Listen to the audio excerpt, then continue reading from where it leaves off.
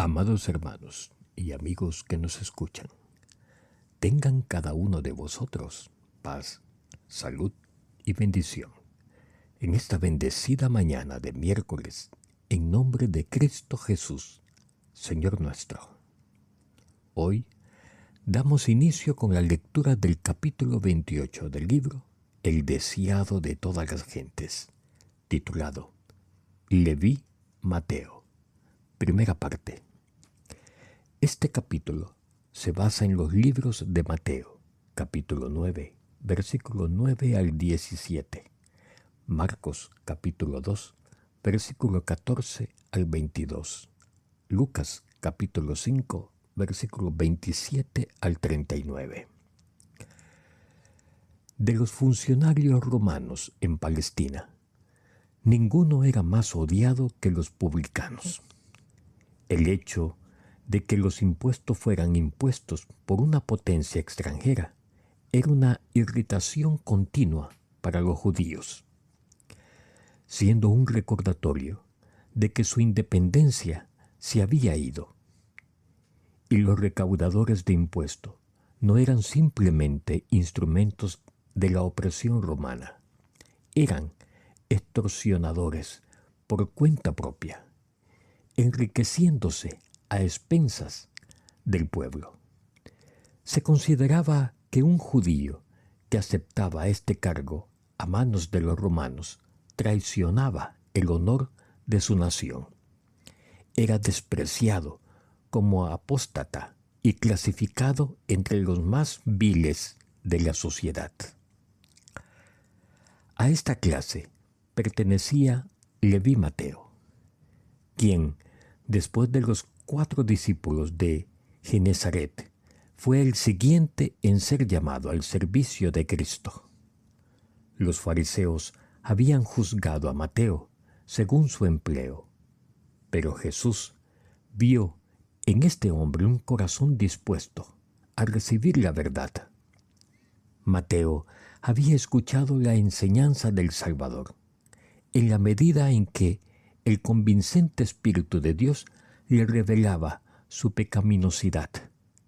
Anhelaba pedir ayuda a Cristo, pero estaba acostumbrado al carácter exclusivo de los rabinos y no había creído que este gran maestro se fijaría en él. Sentado en su garita de piaje, un día, el publicano vio a Jesús que se acercaba.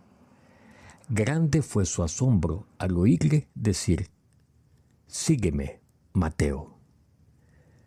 Dejadas todas las cosas, levantándose, le siguió. No vaciló ni dudó, ni recordó el negocio lucrativo que iba a cambiar por la pobreza y las penurias. Le bastaba estar con Jesús, poder escuchar sus palabras y unirse con Él en su obra. Así había sido con los discípulos antes llamados. Cuando Jesús invitó a Pedro y a sus compañeros a seguirle, dejaron inmediatamente sus barcos y sus redes. Algunos de esos discípulos tenían deudos que dependían de ellos para su sostén.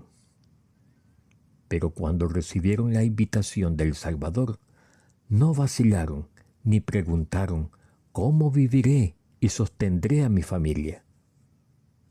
Fueron obedientes al llamamiento, y cuando más tarde Jesús les preguntó, y a ellos dijo: «Cuando os envié sin bolsa, sin alforja y sin calzado, ¿os faltó algo?».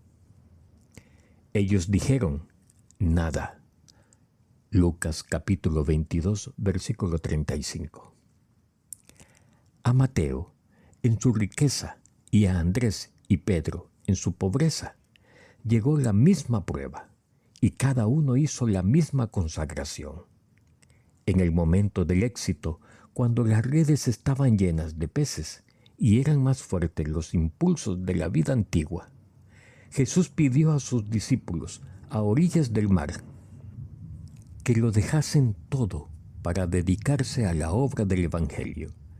Así también es probada cada alma para ver si el deseo de los bienes temporales prima sobre el de la comunión con Cristo. Los buenos principios son siempre exigentes. Nadie puede tener éxito en el servicio de Dios a menos que todo su corazón esté en la obra y tenga todas las cosas por perdida frente a la excelencia del conocimiento de Cristo. Nadie que haga reserva alguna puede ser discípulo de Cristo, y mucho menos puede ser su colaborador. Cuando los hombres aprecien la gran salvación, se verá en su vida el sacrificio propio que se vio en la de Cristo. Se regocijarán en seguirle a donde quiera que los guíe. El llamamiento de Mateo al discipulado excitó gran indignación. Que un maestro religioso eligiese a un publicano como uno de sus acompañantes inmediatos era una ofensa contra la costumbre religiosa, social y nacional, apelando a los prejuicios de la gente. Los fariseos esperaban volver contra Jesús la corriente del sentimiento popular. Amados oyentes, mañana continuaremos con la lectura de la segunda parte del capítulo Leví Mateo.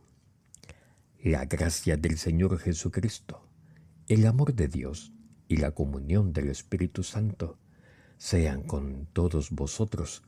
Amén. Pero sobre todo, hermanos, conservad la fe. Conservadla.